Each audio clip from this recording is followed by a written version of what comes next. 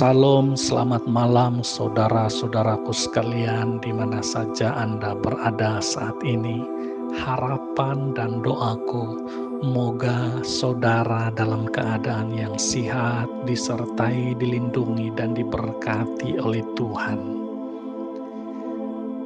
Sebelum kita mengakhiri malam ini dengan tidur, kita mengambil waktu sejenak untuk merenungkan firman Tuhan dan berdoa.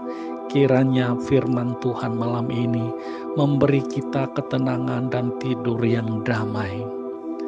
Saudara, tema renungan kita malam ini ialah rendah diri yang benar.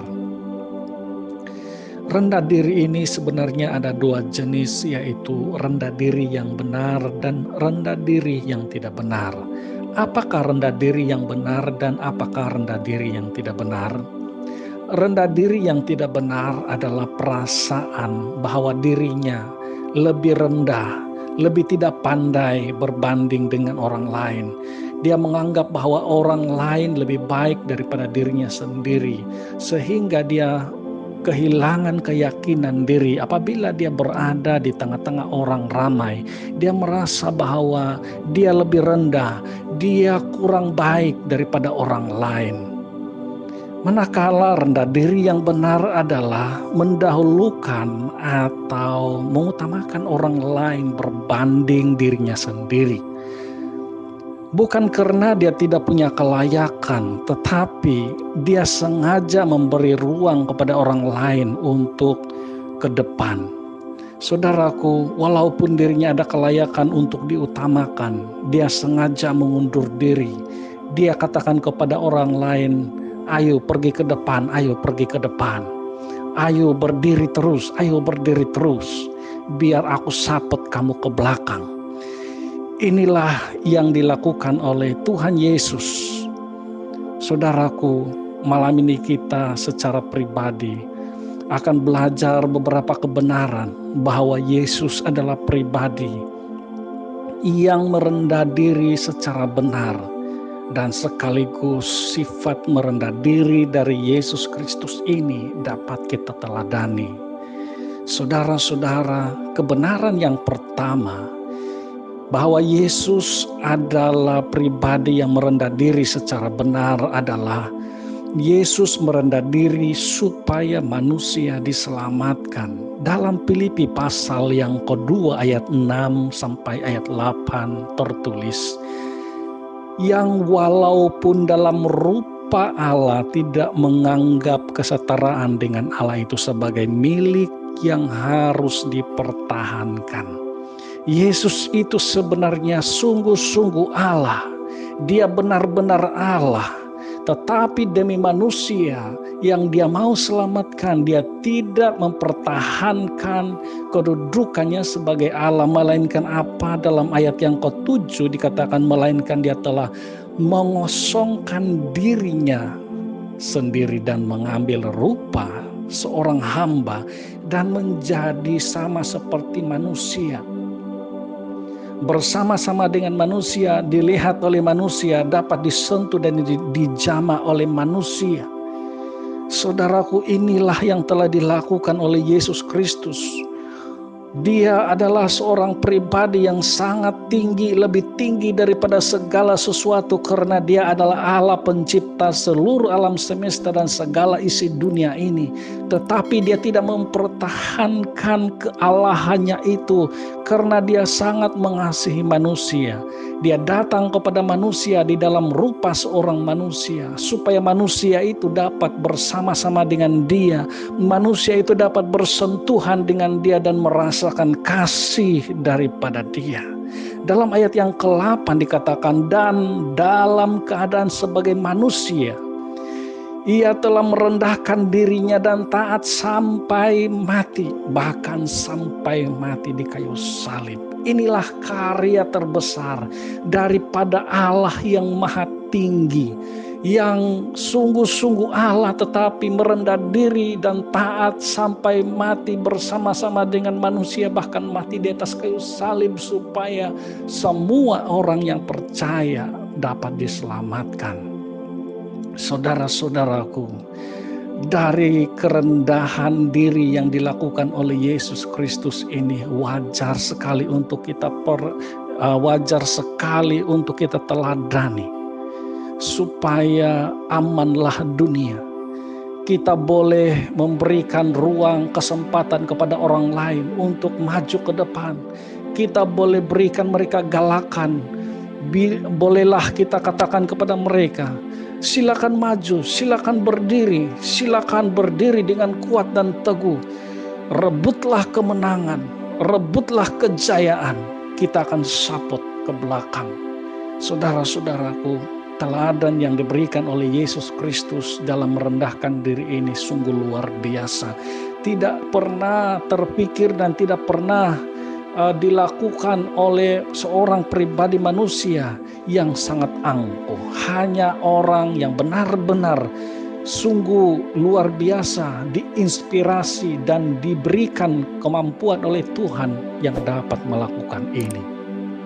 Saudaraku, kebenaran yang kedua bahwa Yesus Kristus itu merendahkan diri secara benar ialah Yesus yang adalah guru dan Tuhan dengan sikap rendah hati sanggup membasuh kaki murid-muridnya. Yesus lakukan ini untuk mengajar murid-muridnya bahwa pemimpin itu adalah pelayan, melayani orang-orang yang ia pimpin. Dalam Injil Yohanes pasal yang ke-13 ayat yang ayat 14 dan 15 tertulis, jadi jikalau aku membasuh kakimu yang aku adalah guru aku yang adalah Tuhan dan gurumu, maka kamu pun wajib saling membasuh kakimu. Sebab aku telah memberikan suatu teladan kepada kamu, supaya kamu juga berbuat sama seperti yang telah kuperbuat. Saudaraku, pemimpin itu adalah pelayan. Pemimpin itu bukan bos. Pemimpin itu adalah melayani orang-orang yang dia pimpin. Seperti yang dilakukan oleh Yesus, sepatutnya murid-muridlah yang harus membasuh kaki Yesus, karena Yesuslah pemimpin mereka, Yesuslah guru mereka. Tetapi yang sebaliknya dilakukan oleh Yesus Kristus. Dia merendahkan diri di bawah kaki murid-muridnya. Dia membasuh kaki murid-muridnya. Saudara-saudaraku, bukankah ini bertentangan dengan apa yang sedang terjadi dan diamalkan oleh dunia pada masa ini? Saudaraku, hari ini, malam ini sebelum kita tidur, mari kita renungkan dengan sedalam-dalamnya di dalam hati kita. Yesus yang adalah guru dan Tuhan yang luar biasa. Dia sanggup merendahkan dirinya. Dia menjadi pelayan bagi orang-orang yang dia pimpin. Apakah engkau adalah seorang pemimpin? Apakah engkau adalah seorang ibu atau bapa? Kita adalah dipanggil oleh Tuhan untuk merendah diri di hadapan Tuhan, merendah diri dengan sesama manusia, supaya orang lain merasa lebih dihargai. Saudaraku, mari kita berdoa datang kepada Tuhan. Bapa di sorga, Tuhan yang Maha Kuasa, Tuhan yang mengasihi kami bersyukur karena Engkau menyadarkan kami malam ini bahwa Tuhan memberikan kepada kami kesempatan untuk mengerti kebenaran firman-Mu, bahwa merendah diri itu bukan sesuatu yang salah, merendah diri itu adalah sesuatu yang benar kalau kami melakukannya secara benar, karena Tuhan Yesus telah memberikan teladan yang luar biasa kepada kami bahwa merendah diri itu adalah sesuatu yang sangat luar biasa istimewanya. Bapa di surga, saat ini hamba-Mu berdoa bagi saudara pendengar di mana saja mereka berada, supaya mereka tetap kuat, tetap setia kepada Tuhan, melakukan segala kebenaran, sehingga kebenaran itu akan memerdekakan dan menguatkan semua mereka. Bapa di surga, kalau ada di antara mereka saat ini yang sakit, Tuhan Engkau jamah, berikanlah kelegaan, kekuatan dan kesembuhan kepada mereka. Kalau ada di antara mereka yang sedang bergumul saat ini, ini. Tuhan, berikanlah mereka kelegaan, berikan mereka penghiburan supaya mereka tidak putus asa. Tuhan, kalau ada di antara mereka yang kehilangan pekerjaan, sedang mencari pekerjaan, Tuhan, Engkau campur tangan sehingga mereka diberikan pekerjaan. Ya Tuhan, kami berdoa bagi mereka yang kekurangan makanan, kami mohon supaya Tuhan memberikan mereka hati yang tabah. Engkau kirimkan makanan kepada mereka sehingga mereka merasa cukup dalam makan minum mereka sehari-hari.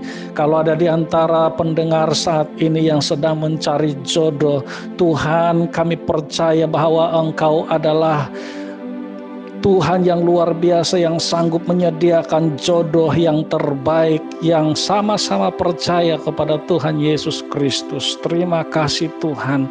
Jagalah, pimpinlah, peliharalah kami dalam tidur kami malam ini. Biarlah dalam tidur kami dapat beristirahat dengan nyenyak, dengan tidur yang damai dalam Kristus Yesus. Dijauhkan daripada segala gangguan roh-roh kegelapan, sampai kami bangun pada esok pagi dalam keadaan segar, tenang, dan damai dalam Kristus. Dalam nama-Mu kami sudah berdoa. Haleluya. Amin.